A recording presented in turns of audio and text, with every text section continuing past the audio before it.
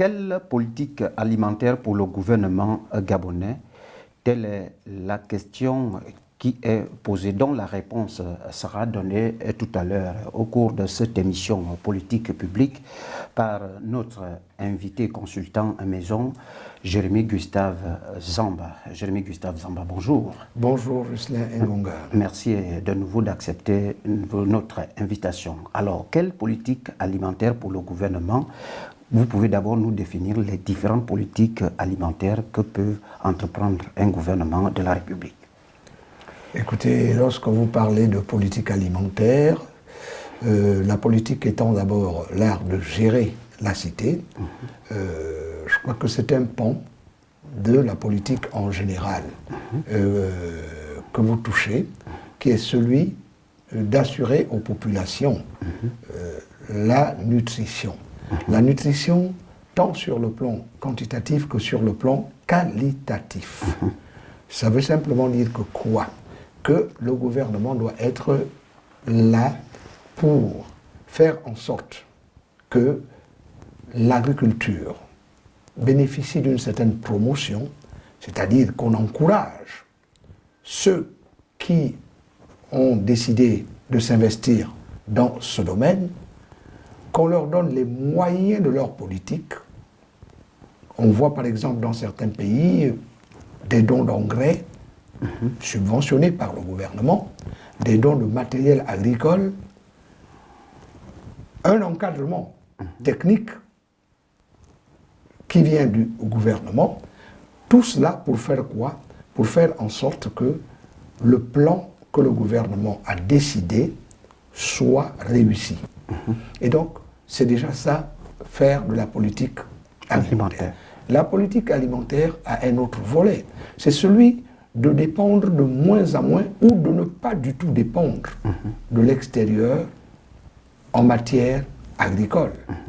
Or, c'est l'un des pans sur lesquels le gouvernement gabonais a encore beaucoup à faire. Alors, depuis là, Jérémy Gustave Zamba, il y a plusieurs gouvernements qui se sont succédés depuis que le chef de l'État, Ali Bongo Ondimba, est venu à la tête du gouvernement. Alors, non, de l'État. De l'État, voilà. En 2009. Depuis 2009 jusqu'à ce jour, on peut le dire. Précisons le débat.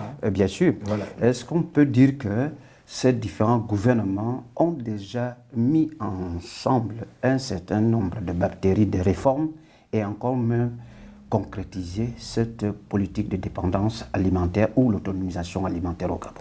Là, vous me posez une question très sensible. Parce que sur le papier, oui, je réponds tout de go. Oui, sur le papier. Mais ce n'est pas le papier qui règle le problème de la pratique ou du terrain.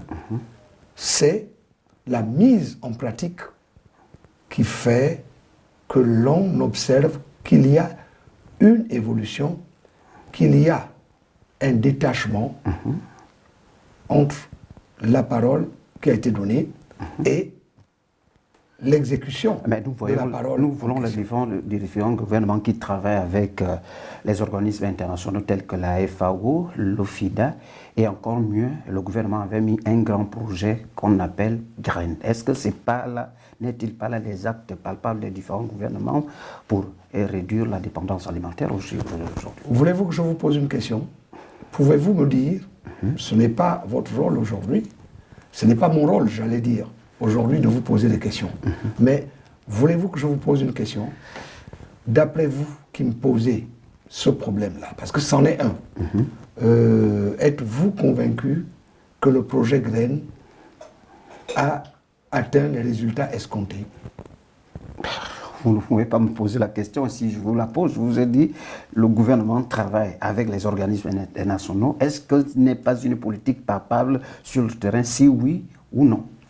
Allons-y droit au but. À mon humble avis, le projet GRAIN n'a pas atteint les résultats escomptés. Sinon, le président de la République lui-même, Ali Bongo Ondimba, ne se serait pas plaint du fait que jusqu'aujourd'hui, les Gabonais ou le Gabon continuent de dépendre, mais à des dans des normes mais assez élevées de l'extérieur.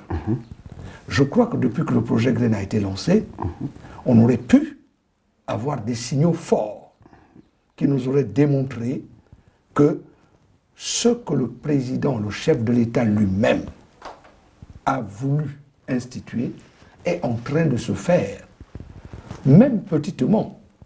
Or, je ne crois pas que ce soit vraiment cela. Vous savez pourquoi? Mais parce que, quand vous regardez bien le coût d'achat d'un produit alimentaire au Gabon, vous comprenez que ce produit n'est pas forcément un produit gabonais. Ça ne veut pas dire que les Gabonais ne produisent pas et qu'ils ne mettent pas leurs produits sur le marché. Ce n'est pas ce que je veux dire. Mais simplement que le marché est inondé par des produits venus d'ailleurs. C'est ce qui explique que le projet Graines a encore un peu de retard par rapport à ce qu'Ali Bongo Ondimba voulait qu'il soit. Mais il y a des associations aussi, en dehors des projets Graines, il y a des associations à caractère agricole qui vendent leurs produits sur le marché local, aussi même dans des grandes surfaces commerciales de la place. Vous connaissez le phénomène des hectares. Quand on cultive, on parle en termes d'hectares. Alors, il y a combien d'hectares qui sont cultivés par les Gabonais? Regardez la forêt gabonaise. Essayez d'aller dans les coins et recoins. Vous remarquerez que les plus grands espaces sont occupés par des sujets étrangers.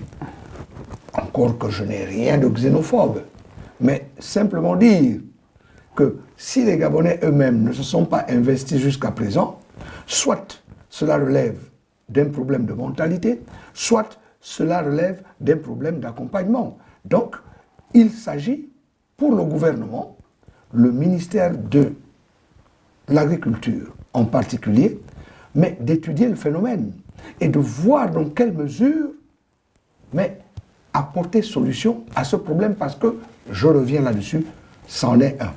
Alors, le ministère, je vous dirais, M. Jérémie Gustave Zamba, pour votre culture, pour votre gouvernement, en 2020, le ministère en charge de l'agriculture avait mis des réformes pour réduire à 50% la dépendance alimentaire du Gabon qui coûte à l'État à peu près 550 milliards de francs CFA par an. N'est-il pas une politique pour le gouvernement de pouvoir, malgré l'inflation d'aujourd'hui, à pouvoir permettre à ce que le Gabonais puisse manger soi-même et de façon satisfaisante? Je crois que c'est l'objectif du chef de l'État lui-même. C'est son objectif. Mais vous avez dit que le gouvernement a émis le vœu d'arriver à ce qu'ils appellent eux-mêmes l'autosuffisance alimentaire des Gabonais. Mais le problème n'est pas d'émettre.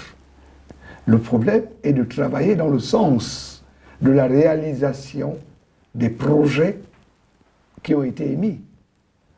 Donc, il ne m'appartient pas à moi de répondre à cette question-là, parce que je ne suis qu'un Gabonais lambda.